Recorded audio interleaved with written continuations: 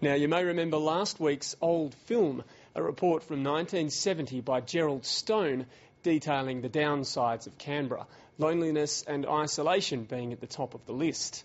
We've had a number of calls and emails from those of you who recognised appearances by yourselves, fathers and husbands, including Sylvia Gleeson, who back then took a dim view of life in suburban Chifley.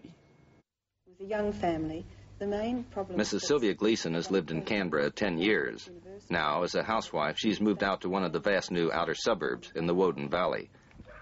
Well, Canberra was originally organised as a utopia, and I think it's not a utopia.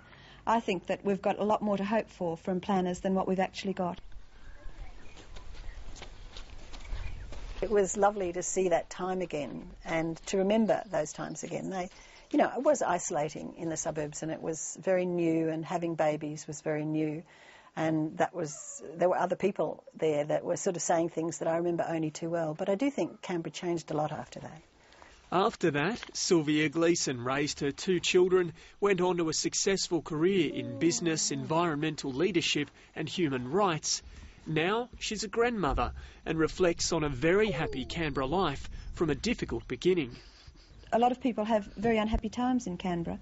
I had it myself when I first moved to Canberra. That was 10 years ago. I grew to love Canberra. I mean, that was just a point in time, you know, which I think was also partly having babies, you know, and the stress of having babies. But from when my children were toddlers on, life improved enormously. Mm. Oh.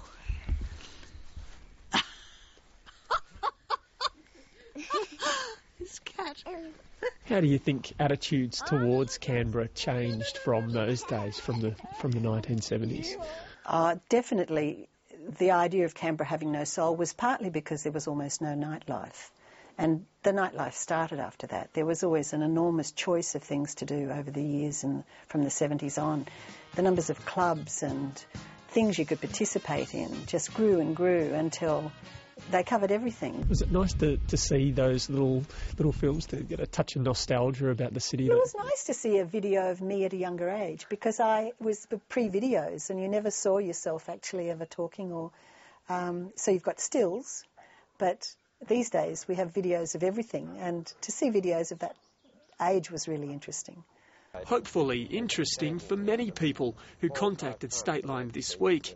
This gentleman is the noted Dr. Brian Hennessy. We were contacted by his family. Sadly, Dr. Hennessy died just a month or so ago. He was a leading figure in developing mental health programs in Canberra, and Hennessy House is named after him. Some people saw my ACT plate and they said, "Oh, you're the chosen people." Well, little did they know I was fleeing the promised land.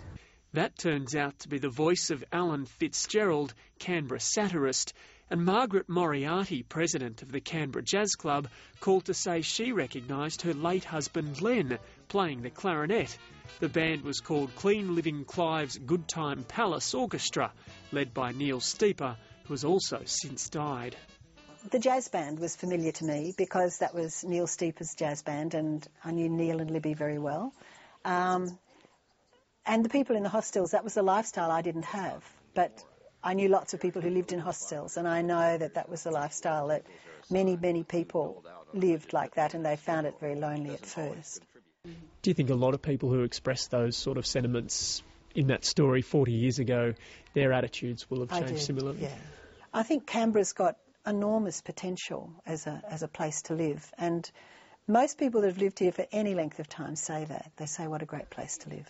And eventually you chose a different lifestyle to move out this way towards Gundaroo? Moved out to Gundaroo 20 years ago, but Canberra's still our city, yeah. But it's lovely, yeah. Live in the country, got great neighbours, wonderful sense of community.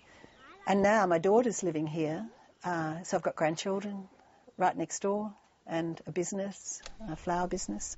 It was just interesting for this to be pulled out and from a drawer in the ABC and revived, because it was an interesting time when a lot of people used to say Canberra didn't have a soul.